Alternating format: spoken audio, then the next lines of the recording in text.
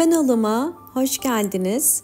Bugün sizlere orkidelerinizin kış ayında tomurcuklanıp çiçek dalı açabilmesi için çok önemli birkaç püf noktadan bahsedeceğim. Gördüğünüz üzere orkidelerim şu anda bol bol çiçek açmaya başladılar. Bunlar sonbaharda vermiş olduğum sıvı bitki besinleri sonrasında çiçek dalı çıkaran orkidelerim ve artık tomurcukları büyüdü ve çiçek açmaya hazırlanıyor. Kış ayında orkidelerinize sıvı bitki besinleri vererek yine ilkbaharda bol bol çiçeklenmesini sağlayabilirsiniz. İlk olarak bugün pirinç kullanacağım. Pirinç özellikle içerisindeki vitaminler sayesinde orkidelerin yapraklarının ve köklerinin canlanmasına ve sağlıklı büyümesine yardımcı olur. Bu yüzden ihtiyacım olan 1 yemek kaşığı kadar pirinç kullanıyorum. Bakın bu şekilde ve üzerine alabildiği kadar su koyacağım. Sizler pilav için hazırladığınız tuzsuz pirinç suyunu da kullanabilirsiniz. Biraz karıştırıp 30 dakika bunu bekleteceğim. İkinci yönteme geçelim. İkinci yöntem için aloe vera jeli kullanacağım. Aloe vera bitkisi orkide bakımında kullandığımız çok faydalı bir bitki. Sadece orkidelerde değil, evdeki bütün çiçeklerinize gübre yaparken aloe vera suyu verebilirsiniz. Bakın içerisinde böyle bir sarı su var. Sarı su aktıktan sonra küçük dilimlere ayırıyorum.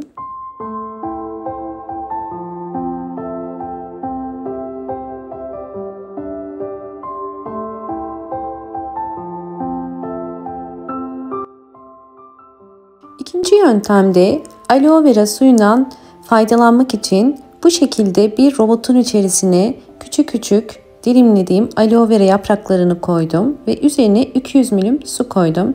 Şimdi blenderdan geçiriyorum.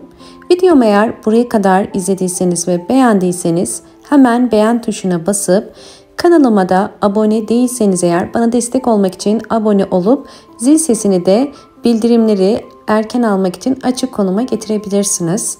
Evet, robottan geçirdim. Püre haline getirdim. Burada dikkat etmeniz gereken süzmeniz. Çünkü aloe vera yapraklarının kökleri yapışmaması gerekiyor. Sadece suyunu kullanacağım.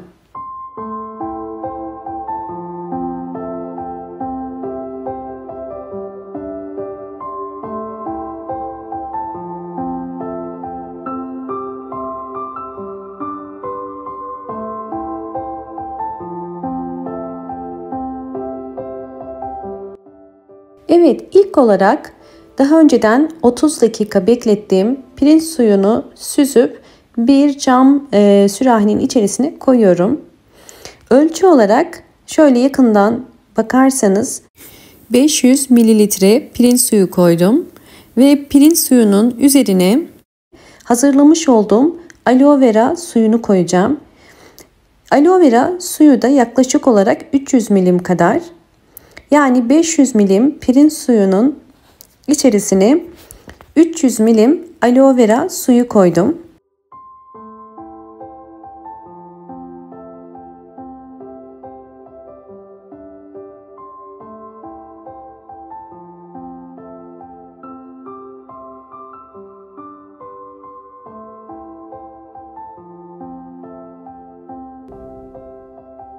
Evet, ilk olarak orkidelere su ya da vitamin vermeden önce köklere bakıyoruz. Orkidenin kök rengi eğer bu şekilde beyaz ya da gri ise suya ihtiyacı var demektir. Eğer orkidenin kök rengi bu şekilde yeşil ise suya ihtiyacı yoktur. Eğer kökler bu şekilde yeşil iken su verirseniz orkideyi fazla suladığınız için köklerde çürüme, yapraklarda sararma ve çiçeklerde solma olur. Bu yüzden su vermeden önce mutlaka köklere bakın. Evet, şimdi her bir saksı için hazırlamış olduğum pirinç suyu ve aloe vera suyunu bir araya getirerek 6 yemek kaşığı kadar her bir saksıya bu karışımdan veriyorum. Kesinlikle bu tarz sıvı bitki besinlerini çok sık ya da çok fazla vermeyin. Her bir saksı için 6 yemek kaşığı ideal. Ve bu karışımı ayda bir kere vermeniz yeterli. Özellikle bu ayda vereceğiniz karışımlar orkidelerinizin ilkbahar ayında çiçek dalı çıkarmasını kolaylaştırır. Bu tarz karışımlar sadece çiçeksiz orkidelere değil, çiçekli orkidelerinize de verebilirsiniz. Çünkü çiçekli orkidelerinde mutlaka vitaminlere ihtiyacı vardır. Gördüğünüz üzere suyun içerisinde biraz bekleyince kök rengi değişti. Gri kökler yavaş yavaş yeşil oluyor.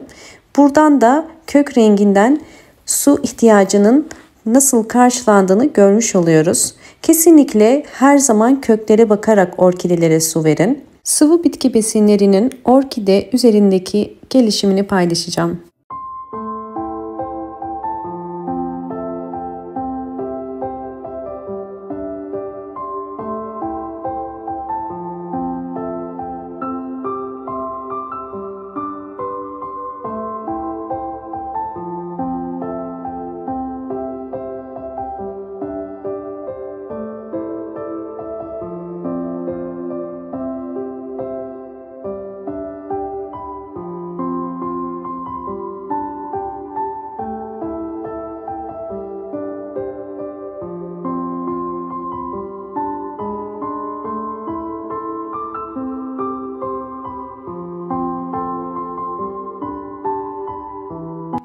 Verdiğimiz sıvı bitki besinleri orkidelerin hem yeni ve sağlıklı kökler çıkarmasını sağlar hem de yeni çiçek dalı çıkarmasını teşvik eder. Son püf nokta vermeden önce videomu buraya kadar izlediyseniz hemen beğen tuşuna basıp kanalıma da abone olup bana destek verebilirsiniz ve videolarımı sevdiklerinize paylaşarak daha fazla kişiye ulaşmasını da sağlayabilirsiniz. Yine ölmek üzere olan bir orkideydi bu ve birçok yaprağını kaybetmiştim. Gördüğünüz üzere bu orkide hem yeni çiçek dalı çıkardı hem de daha parlak ve daha sağlıklı bir yaprak çıkardı. Orkidelerin özellikle sağlıklı yapraklara sahip olması kesinlikle bol ışık almasıyla alakalı. Orkideler sadece yapraktan ışık alarak gelişimlerini gösterebilirler. Orkideleri kesinlikle kökten ışık almasına gerek yoktur. Orkide tesislerine bakarsanız eğer orkideler sadece yapraklardan ışık alır. Bakın gördüğünüz üzere bu orkidemde vermiş olduğum sıvı bitki besini ve aynı zamanda bol ışık almasıyla bu şekilde çiçeklerini döker dökmez yeni çiçek dalları çıkarmaya başladı. Orkideleriniz çiçeğini döker dökmez yeni çiçek dalı çıkarıyorsa bu orkidenizin sağlıklı olduğunu gösterir. Sadece yeni çiçek dalları değil, aynı zamanda bakın hava kökleri bile aktif. Böylelikle orkidemiz yapraktan almış olduğu ışık ve sıvı bitki besinleri sayesinde bol bol çiçeklenmiş oluyor. Sizlere de tavsiyem özellikle kış ayında orkidelerinizi mutlaka bol ışık ve güneş alan bir yere koyun. İlkbaharın gelmesiyle orkideleriniz canlanacak. Hem yeni yapraklar hem yeni kökler ve çiçek dalları çıkaracaktır. Umarım bu videom sizler için faydalı olmuştur.